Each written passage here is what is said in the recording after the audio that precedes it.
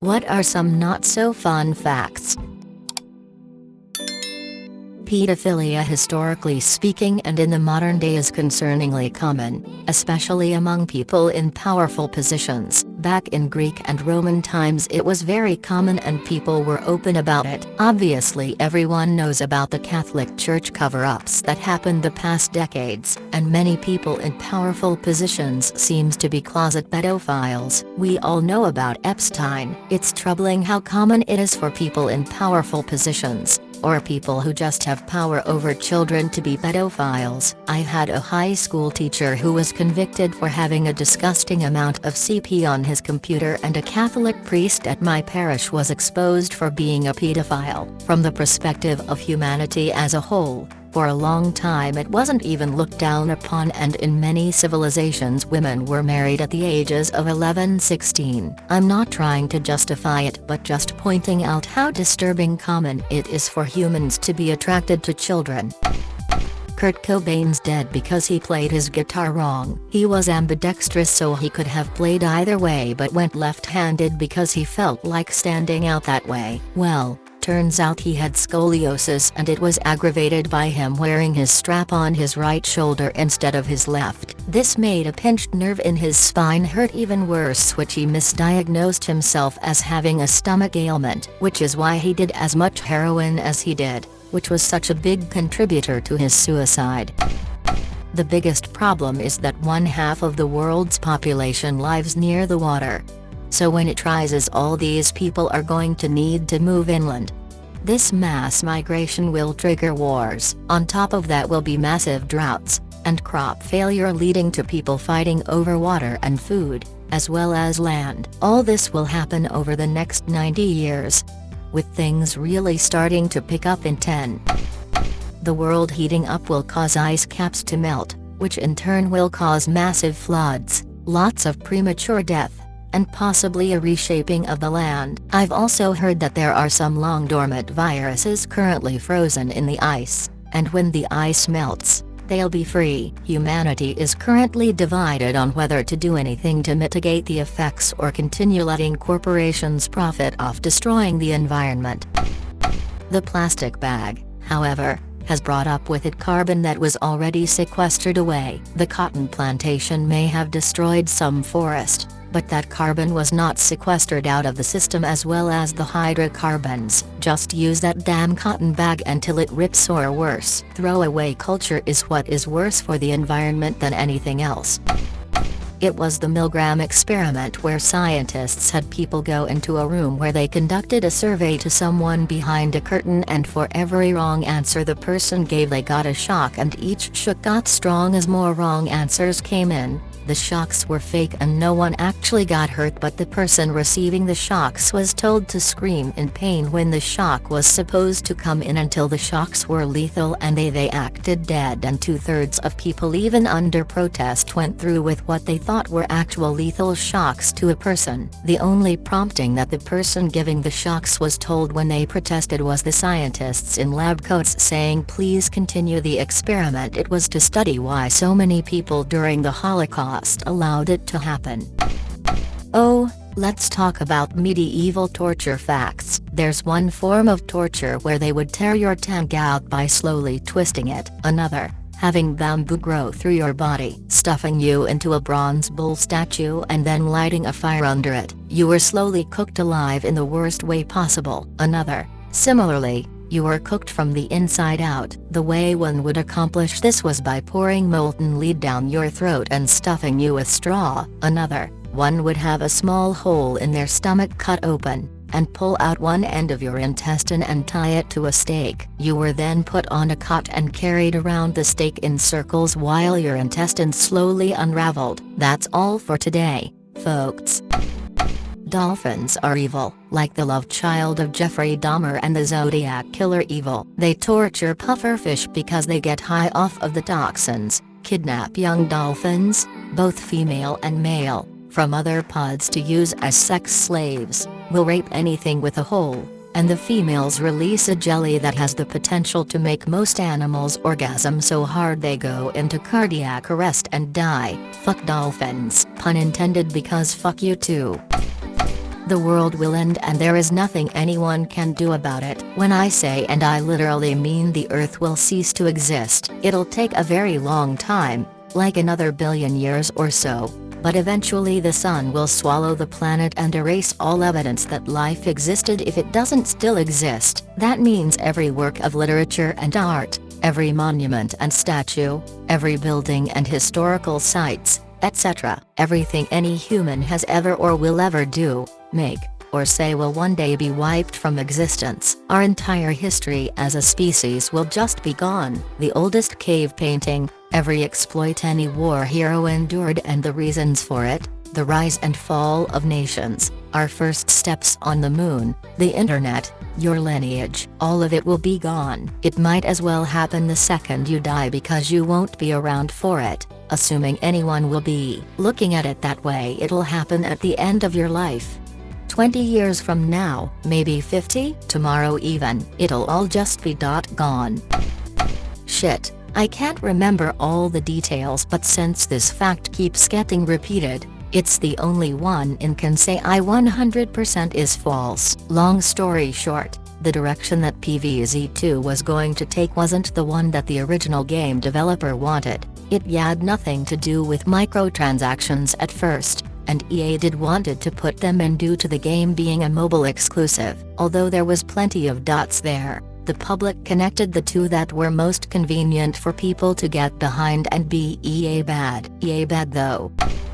Funny enough, yes, it is counting the rings. However, the rings in this case are the layers that make up the clamshell. You can't find out how many layers are there until you open up and take apart the clamshell, which means killing the clam. There is no way to know how old a clam is just by looking at its size, as growth rate depends on environmental conditions, although I'd imagine this would have still be a pretty large clam. So just like trees, you don't know how old it is until you've killed it.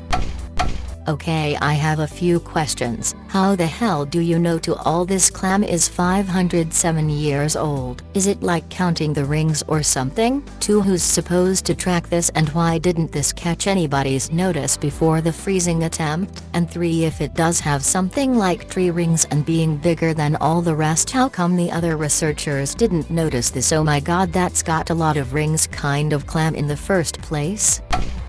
In 2006, a team of scientific researchers in Iceland were gathering clams in order to study the effects of climate change. They froze the clams, which ended up killing them. They ended up killing the oldest known clam still left alive, nicknamed Ming, which was 507 years old. Edit: if you gave me an award for this, then fuck you. I literally googled sad fact and this was one of the first things to pop up. I don't give a shit about clams. I don't even really know what a clam is. The problem is we are genetically programmed to eventually die. Our telomeres get stripped every time our cells divide. It's an infinitesimally small amount, but eventually, our telomeres are completely stripped and continued cell division starts cutting into the chromosomes of our DNA. When that starts to happen, cells stop functioning properly. Red blood cells store, transport oxygen, energy less efficiently, our immune system is less effective at fighting off, suppressing diseases, and our organs begin to struggle doing their jobs, and eventually everything starts to shut down either from hypoxia, infection, or systematic organ failure. Just like how laser pointers aren't healthy for cats to chase. They can never catch the light, so it just makes them steadily more and more anxious, as opposed to any other toy, which they can catch. I read in a thread a couple days ago that airport sniffer dogs are rotated out when they alert, so when it's time for their shift to end they send somebody through with something for them to catch so that they know the game is over and they can stop being on alert. As a human, imagine being given a Where's Waldo picture with no Waldo in it, and that finding Waldo was your job for the day. Think about how unbelievably anxious and stressed you'd be 10 minutes in, let alone 3 hours. With our first kid, my wife made a lot of friends at baby classes. The first time I met one of them, she told us her birthing story. She had given birth and been sewn up, but upon going to the toilet afterwards she ended up screaming, "I'm shitting through my vagina," to get a nurse in there. Turns out she'd actually torn in a way that the doctor was able to put his finger in one hole and have it come out the other. Lots of stitches afterwards and a lot of aftercare to make sure it healed. Vet tech here. Most of our older pets don't die of old age, they die of cancer. It sucks. Edit. Adding what I answered in the comments up here because I think it's important. There's no way to prevent cancer. It's a mutation of cells. However, to keep your good boy or girl with you longer, some things that really make a difference. A quality diet. Please don't feed them the cheapest stuff. It's like humans eating the cheapest foods. Not terribly healthy, though it may fill all the nutritional requirements. All the regular vaccines. For the love of dog, make sure you get your puppies the parvo vaccine, and a good flea, tick and heartworm preventative. Exercise and not letting them become overweight, and regular dentals are even better. Edit 2. Also, screw you if you buy your vaccines for your domestic pets at the feed store or the Tractor Supply. Talking dogs and cats here, not large farm animals. Just because it's cheaper and has the same chemical name doesn't mean you're giving the right dose, amount, at the proper location, or getting the assurance that those vaccines have been treated and stored in the correct manner. You get what you pay for. Edit 3. Added location to second edit. Only about 1 in 10 cells in your body are genetically human. It's not your body. There are so many microorganisms living in and on your body that they vastly outnumber you. You are not mostly human, largely bacteria. Gross, right? Hell no. It's awesome. I am a walking ecosystem. Trillions of lives depend on me to survive. Trillions. I am their home, their planet. I could harm or help them on a whim. In turn, they can kill me right back. Some may leave for other planets, but most will live their entire existence with me. We are the people of me, and that's why it's cool I didn't shower today. Movies etc. don't portray drowning people very accurately. This has led to a common misconception of what a drowning person actually looks like. Since a lot of people don't really know what to look for, a large number of tragic incidences of children drowning while swimming occurred with the child's parents right there, close by, near enough to save them. If only they had realized before it was too late. I have no idea if this is true, but in a documentary about the Rwanda genocide, one of the people interviewed said a neighborhood would gather together and switch husbands every night. When attackers came at night and made fathers rape daughters or sons rape mothers, it wasn't as traumatic because it was your neighbor pretending to be your husband/father/son. The interviewee said they learned the practice from Night King immigrants. Here is another cool thought. It could have occurred at a point that is expanding from us at faster than the speed of light. In other words, if it's traveling at the speed of light, it will never reach us. There are points in the universe, in a large radius around us, that because of the universe expanding, we can never reach because the expansion of the universe is faster than the speed of light between us and anything outside of that radius. Anything outside of that radius is gone forever, to include a false vacuum decay event. Okay, so all of my knowledge about this subject can be summed up to one sagged video, but doesn't that shit spread at the speed of light? So light could have a false vacuum reaction going on one edge of our galaxy, but it's gonna take like 100k light years to get to us, right? Was losing weight to fit into my dress. Weight went down, looked 20 weeks pregnant. Went to the doctor and he freaked out a bit. Did not fit the dress. Bridal shop were bitches. Ended up doing alterations for free once I bawled and told them what happened. I was 19, so also a lot of people thought I got married because I was pregnant. So fun. That part of our wedding speech was great/s. The stupid thing about all of this is that the whole premise as to why liquids are restricted is horrifically impractical. The worry was making an explosive compound from acetone and peroxide, which can be done theoretically, but would require a large quantity of the reagents, much more than 4.1 ounces to actually do damage to a plane, a long time to prepare the explosive, so you'd need a very long-haul flight where you could hide in the bathroom the whole time, and a large amount of ice on the plane to keep the product stable until it was time to detonate. So if you could manage to take several large bottles onto the plane, then get the flight attendants to deliver all of the ice on the plane to the bathroom where you hole up for 8 hours, and nobody suspects anything. Well, implausible is an understatement. They've pulled me aside a few times to swab me and run it through the mass spec they have. The thing is, all those times I was traveling home from university where I was studying chemistry. The particularly interesting part is one of my professors had a photo of him and George Bush on the wall from when he met him as part of a panel advising the government on mass specs for TSA. He said they were trash and didn't work well at all. Even if they worked well, how could you possibly expect a normal TSA agent to be able to read the spectrum? I was trained in chemistry and probably couldn't do it.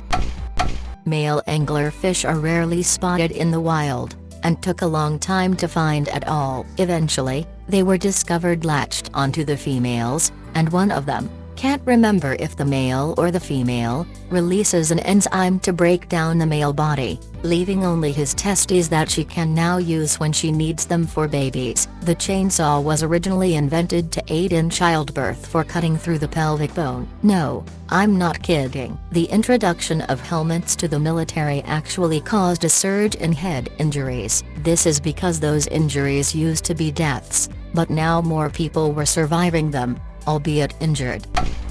People joke about Australia having dangerous animals of all kinds. However, number one enemy to Australians is the sun. Australia has the highest skin cancer rate in the world. An average Australian is 4 times likely to get skin cancer than any other type of cancer, and 2/3 of Australians will probably get it by the age of 70.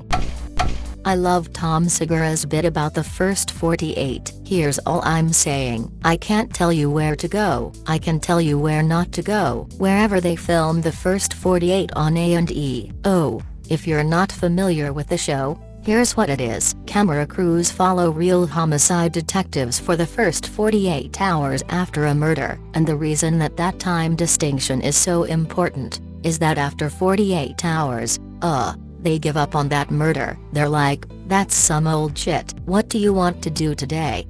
You're like, how about you keep trying to solve that murder? Man, that shit happened on Monday. It's Wednesday. We're not gonna solve that shit. Really? There's a wasp in Australia that hunts spiders. It doesn't eat them, though. It paralyzes them, makes a little mud cocoon for each one, and before sealing it off, lays a single egg on the now trapped spider. The egg hatches, the larva eats the still alive, and still paralyzed, spider, and then breaks out of the cocoon as a wasp. Got bit by a chipmunk with paralyzed hind legs and they said I could send the animal's head and $75 to have it checked. I kept him a cage like any other rodent and after a few weeks his legs began to move and I released him after about a month and a half. The hitch in his step made it easy to spot him over the next 2 summers. Once, I even came home just in time to chase off a cat that was stalking him. Correct. This is why rabies vaccinations for dogs, cats are mandatory in every state. It's not about them, it's about us. Animals are quarantined for 10 days after biting people because that's how long it takes for symptoms to show. That's the lucky animals BTW. Wildlife or pets either sick or unable to be quarantined are promptly euthanized, decapitated, and the head delivered to a lab to get its brain examined. You're more likely to survive almost anything than rabies. Internal decapitation? Yup. Shark bite? Yup. Being hit by a speeding car, scalped, or breaking your neck? Yes. Rabies is a death sentence, always, except for those 14 people in all of recorded medical history. Edit. Adding because apparently I need to. This only applies if you become symptomatic. I thought this was implied because you don't generally say you survived something that never manifested. Rabies was a big thing in the Philippines back in the 90s. We had a hospital dedicated for it, and there were so many PSA on TV showing rabies victims tied to bed convulsing, screaming, and foaming in the mouth. It made me not trust dogs for a long time. When I got bitten by a dog, I cried and started saying my goodbyes to my loved ones. My mom was a nurse, so she got me taken care of. That shit is scary.